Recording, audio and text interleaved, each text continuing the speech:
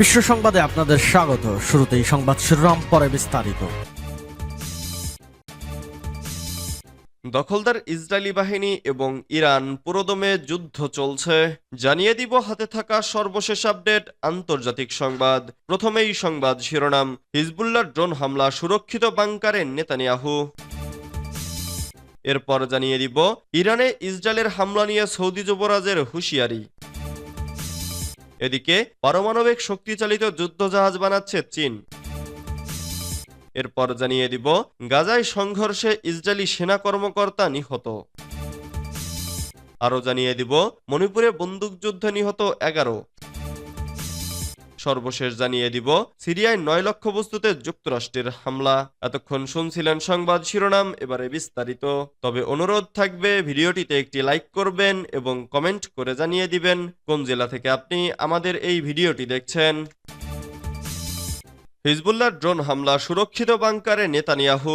কয়েকটি ইসরায়েলি সংবাদ মাধ্যমের তথ্যমতে বাসভবনে হিজবুল্লাহর ড্রোন হামলার পর থেকেই একটি সুরক্ষিত বাংকারে কাজ করছেন ইসরায়েলি প্রধানমন্ত্রী বেনিয়ামিন নেতানিয়াহু। সংবাদ সংস্থা আল মায়াদিন জানিয়েছে, ইসরায়েলি নিরাপত্তা সংস্থা নেতানিয়াহুকে বিভিন্ন স্থানে গিয়ে সভা না করার পরামর্শ দিয়েছে নিরাপত্তার কারণে। রোববার 10 নভেম্বর রাতে আল মায়াদিন এক প্রতিবেদনে এ খবর জানায়।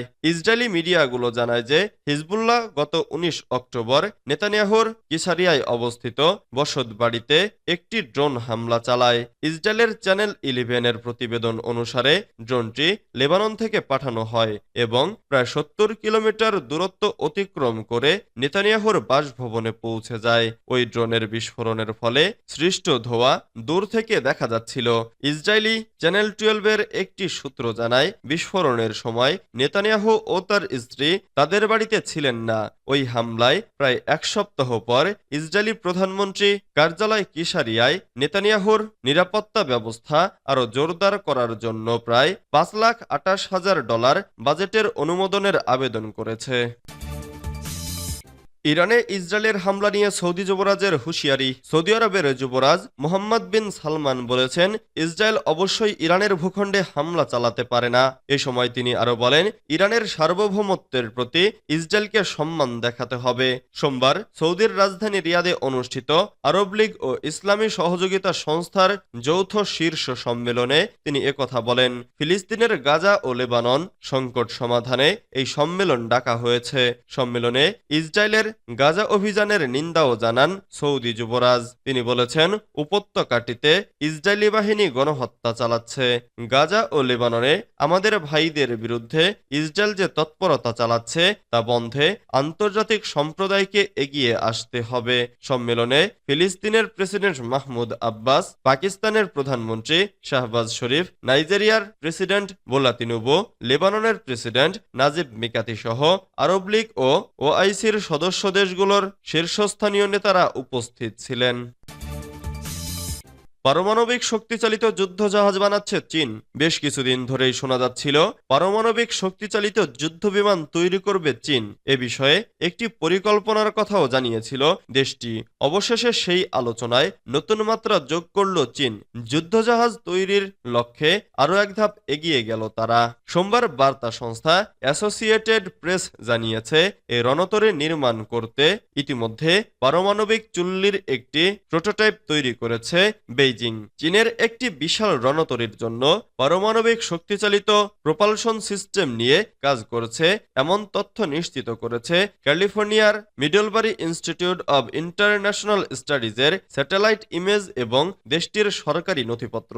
চীন পরমাণু অস্ত্রের জন্য প্লুটোনিয়াম ও ট্রিটিয়াম উৎপাদনে চুল্লি নির্মাণ করেছে এমন সন্দেহে দক্ষিণ পশ্চিম চীনের সিচুয়ান প্রদেশের লেসান শহরের বাইরে একটি পর্বত এলাকায় অনুসন্ধান চালান মিডলবারি গবেষকরা। স্যাটেলাইট থেকে পাওয়া ছবি, প্রকল্পের দরপত্র, কর্মীদের নথিপত্র এবং পরিবেশগত প্রভাব বিশ্লেষণ করে তারা জানিয়েছেন, রণতরীর জন্য স্থলে স্থাপনযোগ্য চুল্লির প্রোটোটাইপ বানাচ্ছে চীন। দেশটির পারমাণবিক শক্তি ইনস্টিটিউটের অধীনে বেশ 909 নামে একটি সংরক্ষিত এলাকায় চুল্লিটি রাখা হয়েছে।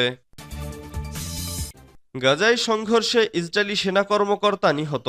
ইসরায়েলি প্রতিরক্ষা বাহিনী সোমবার জানিয়েছে, গাজা উপত্যকার উত্তরে হামাসের সঙ্গে সংঘর্ষে তাদের একজন কর্মকর্তা নিহত হয়েছেন। নিহত অফিসারের নাম মেজর ইতামার লেভিন ফ্রিডম্যান। তার বয়স 34 বছর এবং তিনি ইলাতের বাসিন্দা ছিলেন। ফ্রিডম্যান আইডিএফ এর এলিট লেটার ইলাত ইউনিটের একজন টিম কমান্ডার হিসেবে দায়িত্ব পালন করছিলেন। উত্তর গাজায় চলমান সংঘর্ষে ফ্রিডম্যানের মৃত্যু ঘটে। এই অঞ্চলে ইসরায়েলি বাহিনী এবং স্থানীয় প্রতিরোধ যোদ্ধাদের মধ্যে তীব্র সংঘর্ষ চলছে, যা 2023 সালের 7 অক্টোবর থেকে শুরু হওয়া যুদ্ধের একটি সাম্প্রতিক অংশ। 2023 সালের 7 অক্টোবর থেকে ইসরায়েলি বাহিনী গাজা উপত্যকার বিভিন্ন স্থানে আক্রমণ চালাচ্ছে, যার ফলে অনেক নিরপরাধ সাধারণ মানুষ ক্ষতিগ্রস্ত হচ্ছেন। মূলত পুরো গাজা ফিলিস্তিন মুক্ত ও হামাসকে নির্মূল করতে ইসরায়েলি প্রতিরক্ষা বাহিনী আইডিএফ নিয়মিতভাবেই হামলা চালাচ্ছে এবং বিভিন্ন অপারেশন পরিচালনা করছে। তবে হামাস সহ স্থানীয় প্রতিরোধ যোদ্ধারা গাজা উপত্যকায় প্রবল প্রতিরোধ গড়ে তুলছে। মণিপুরে বন্দুকযুদ্ধে নিহত 11। ভারতের মণিপুর রাজ্যে বন্দুকযুদ্ধের ঘটনা ঘটেছে। জানা গেছে, এবার দেশটির কেন্দ্রীয় বাহিনী সিআরপিএফ এর শিবিরে হামলা হয়েছে। সোমবার দুপুরে জিরিবাম জেলায় ওই ঘটনায় হামলাকারীদের ওপর সিআরপিএফ গুলি চালালে 11 জন নিহত হন। কেন্দ্রীয় বাহিনীর দাবি, নিহতের সকলেই বিচ্ছিন্নতাবাদী। তাদের ছোড়া গুলিতে সিআরপিএফ এর এক জওয়ান গুরুতর আহত হন। পুলিশ জানিয়েছে, নিহতরা কুকি গোষ্ঠীর সদস্য। সোমবার দুপুর 2:30টার দিকে তারা প্রথমে বড়বেকরা মহকুমার সদরের থানায় হামলা চালায়। এরপরে কিছু বাড়িঘর ও দোকানপাট লুটপাট চালিয়ে জাকুরাডর করংয়ের রাস্তায় সিআরপিএফ এর উপর হামলা চালায়। এরপরেই শুরু হয় দুপক্ষের গুলির লড়াই।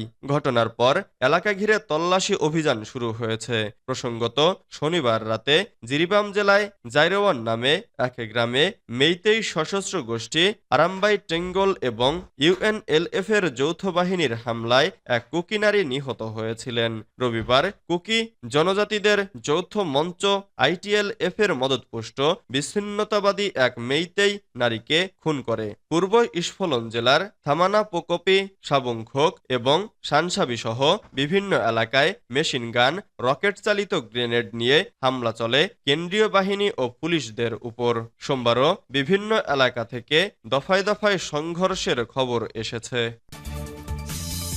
সিরিয়ায় 9 লক্ষ্যবস্তুতে যুক্তরাষ্ট্রের হামলা।